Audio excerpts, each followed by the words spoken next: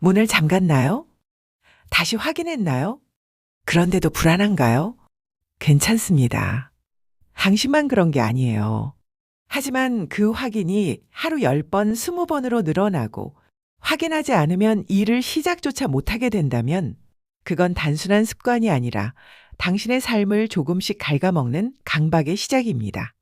이 영상은 멈출 수 없는 확인 속에서 하루를 잃어가는 당신에게 불안을 이기는 방법이 아니라 불안을 다루는 힘에 대해 이야기합니다. 불안과 싸우지 않고도 당신의 삶을 되찾을 수 있는 궁극적인 길을 함께 찾아가려 합니다. 영상 시청에 앞서 이 여정을 함께하고 싶으시다면 구독과 좋아요로 마음을 나눠주세요. 그럼 시작하겠습니다. 괜찮아질 때까지 반복하는 그 확인이 오히려 당신의 하루를 갉아먹고 있지는 않습니까? 불안을 이겨내는 방법은 그것을 회피하는 것이 아니라 오직 맞서는 것뿐이다. 마크 트웨인의 말입니다. 불안을 피하려 할수록 불안은 더 커집니다. 확인 행동은 불안으로부터 도망치려는 시도예요. 하지만 도망칠수록 불안은 더 빠르게, 더 크게 당신을 쫓아옵니다. 트웨인이 말한 맞선다는 것은 싸워서 이긴다는 뜻이 아닙니다. 불안을 느끼면서도 그것에 굴복하지 않고 회피하지 않는 용기를 의미하는 거죠. 당신을 멈추게 하는 것은 현실의 위험이 아니라 단 1%의 불안도 견딜 수 없다는 내면의 절규입니다. 이 과정을 들여다보면 강박 행동은 불안을 잠시 멈추게 하는 일시적인 안도감을 줍니다. 문을 확인하고 나면, 가스밸브를 다시 만져보고 나면 잠깐 동안은 마음이 편해지는 것처럼 느껴지죠. 하지만 뇌는 이 순간을 아주 다르게 기억합니다. 이 행동만이 불안을 해결한다는 잘못된 공식으로 학습하는 것입니다. 이를 심리학에서는 강박증의 강화 학습이라고 부릅니다.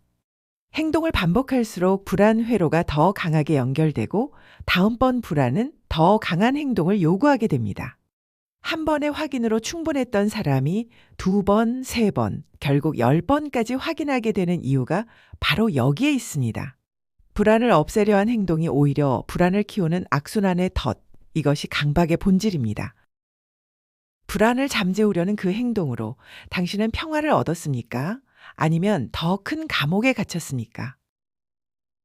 불안을 피하려 할수록 더 강해집니다. 이것이 강박의 역설이죠. 그런데 왜 우리는 이렇게까지 불안을 피하려 할까요? 혹시 당신은 모든 불확실성을 통제해야만 안심할 수 있다고 믿고 있지는 않나요?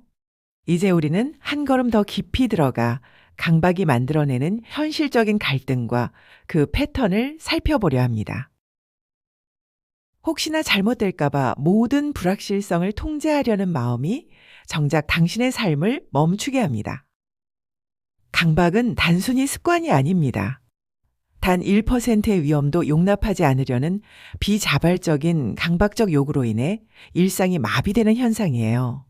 통제 불가능한 상황에서 오는 불안마저 통제하려다 불필요한 긴장과 일상의 지연을 유발하는 우리 모두가 겪을 수 있는 보편적 어려움입니다. 오프라 윈프리는 이런 통찰을 남겼습니다. 삶은 예측 불가능한 변수들의 합이다. 그 변수들을 사랑할 때 비로소 진정한 통제력을 얻는다. 인생은 본질적으로 불확실합니다. 우리가 아무리 철저히 준비해도 예측하지 못한 일은 언제나 일어나죠. 윈프리가 말한 변수들을 사랑한다는 것은 불확실성을 제거 대상이 아닌 수용의 대상으로 바라보라는 관점의 전환을 제시합니다. 역설적이게도 모든 것을 통제하려 할 때 우리는 통제력을 잃지만 통제할 수 없음을 인정할 때 비로소 진정한 평화를 얻게 됩니다. 모든 불확실성을 제거하려는 당신의 노력은 결국 예측 불가능한 삶 앞에서 깊은 무력감과 고립감을 느끼게 합니다. 이런 마음의 움직임을 들여다보면 강박의 핵심에는 불확실성, 불내성이라는 개념이 자리하고 있습니다.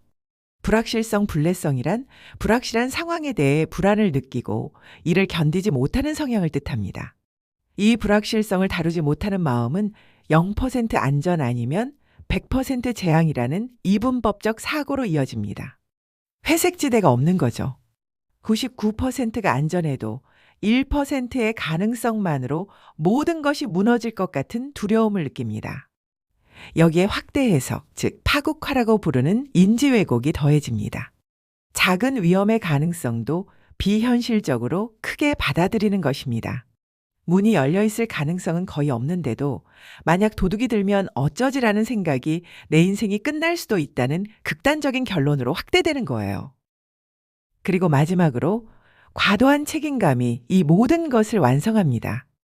내가 무언가를 잘못하여 끔찍한 일이 발생할 수 있다는 비합리적인 믿음이죠. 이 세 가지 인지 왜곡이 복합적으로 작용하면서 우리는 불안을 없애야 하는 강박적인 의무감에 갇히게 됩니다. 결국 일상은 불안에 잠식되고 삶은 더 이상 앞으로 나아가지 못하게 됩니다. 모든 불확실성을 통제하려 애쓰는 동안 당신은 스스로 고립되고 외부와의 관계마저 옅어지고 있지는 않나요?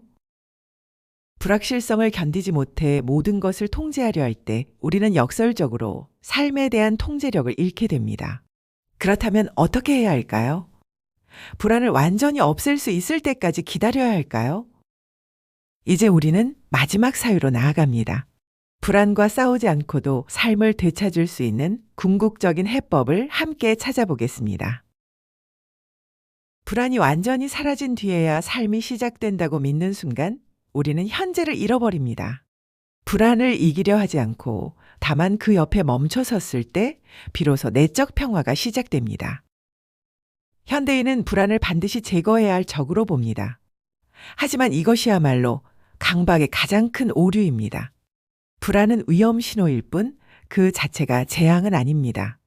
불안을 느낀다고 해서 실제로 나쁜 일이 일어나는 것은 아니에요. 불안은 단지 주의하라는 뇌의 경고음일 뿐입니다. 비비안 그린의 말을 떠올려 봅니다. 인생은 폭풍우가 지나가기를 기다리는 것이 아니라 빗속에서 춤추는 법을 배우는 것이다. 완벽한 조건을 기다리는 삶은 결코 시작되지 않습니다. 불안이 완전히 사라지길 기다린다면 당신은 영원히 기다려야 할지도 몰라요. 그린이 말한 빗속에서 춤추는 법은 역경을 즐기라는 의미이지만 이는 강박의 맥락에서 보면 불완전하고 불확실한 상황 속에서도 삶을 살아가는 기술과 맞닿아 있습니다. 폭풍우는 삶의 일부예요. 그것이 지나가기만을 기다리는 것이 아니라 그 안에서도 움직이고 나아가는 것. 그것이 진정한 삶입니다. 불안을 품고도 앞으로 나아가는 그 불완전한 용기야말로 당신을 지켜줄 궁극적인 힘입니다. 강박 치료의 핵심은 불안을 없애는 것이 아니라 불안을 다루는 힘을 기르는 것입니다. 이를 위해 가장 효과적인 방법으로 알려진 것이 바로 노출 및 반응 방지, 즉 ERP입니다. ERP의 원리는 이렇습니다. 불안을 느끼면서도 강박 행동을 의도적으로 참아내는 훈련을 하는 거예요. 예를 들어 문을 잠갔는지 확인하고 싶은 충동이 들 때 그 충동을 느끼면서도 확인하지 않는 겁니다. 처음에는 불안이 치솟습니다. 하지만 시간이 지나면 불안은 자연스럽게 감소합니다. 이 과정을 반복하면서 뇌는 새로운 것을 학습합니다. 확인하지 않아도 괜찮다. 불안은 시간이 지나면 저절로 줄어든다는 것을요. 여기에 수용 전념 치료, 즉 ACT의 개념을 더하면 더욱 강력합니다. ACT는 심리적 유연성을 강조합니다. 심리적 유연성이란 원치 않는 생각이나 감정이 떠올라도 그것에 휩쓸리지 않고 자신의 가치에 맞는 행동을 계속할 수 있는 능력을 말합니다. 불안한 생각이 나는 위험해라고 속삭여도 그 생각을 그냥 생각으로만 바라보고 내가 중요하게 여기는 일을 계속하는 거죠. 이것은 불안을 억압하는 것이 아닙니다. 불안을 인정하되 불안이 나의 주인이 되지 않도록 하는 것입니다. 불안이 있어도 나는 내 삶을 살 수 있다는 태도, 이것이 심리적 유연성의 핵심이에요. 불안과 싸우는 삶을 끝내고 불안과 공존하며 나아가는 삶을 선택하시는 건 어떨까요? 그렇다면 이제 불안을 다루는 구체적인 방법을 살펴보겠습니다. 먼저 불안을 재정의하는 것부터 시작해 보세요. 불안은 위험 신호가 아니라 그냥 지나가는 감정임을 선언하세요.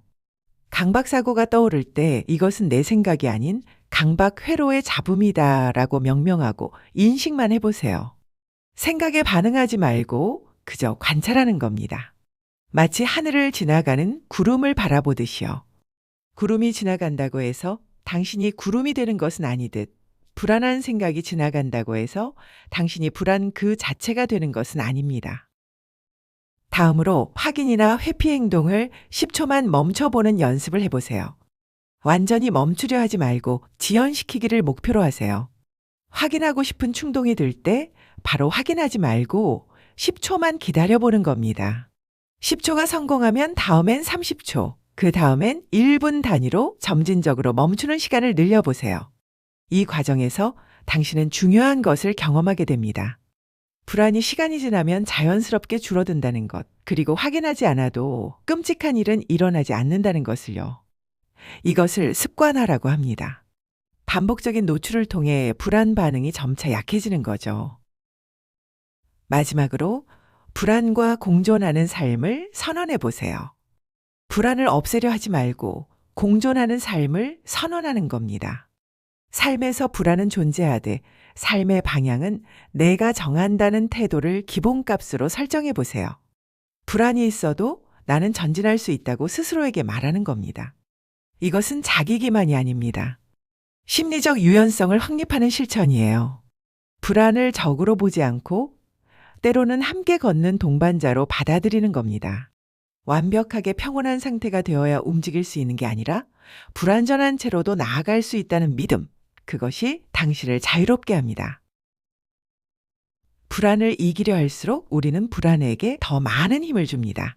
불안을 없애려 할수록 우리는 불안의 포로가 됩니다. 하지만 불안을 그저 하나의 감정으로 받아들이고 그 옆에 멈춰서서 함께 걸어갈 때 우리는 비로소 불안으로부터 자유로워집니다. 당신이 찾던 평화는 불안이 사라진 저 너머에 있는 게 아니라 불안을 품고도 나아가는 바로 이 순간에 있습니다. 불확실성을 받아들이는 용기, 불완전함을 끌어안는 따뜻함, 그것이야말로 당신을 지켜줄 궁극적인 힘입니다. 불안 없는 삶을 기다리시겠습니까? 아니면 불안과 함께하는 삶을 시작하시겠습니까? 불안을 이기려 하지 마세요. 불안과 함께 나아가세요. 그것이 당신의 삶을 되찾는 첫걸음입니다. 이 영상이 당신에게 작은 위로가 되었다면 구독과 좋아요로 함께 해주세요. 그리고 댓글로 당신의 이야기를 들려주세요. 당신의 용기가 누군가에게 또 다른 빛이 될 수 있습니다. 함께 해주셔서 감사합니다.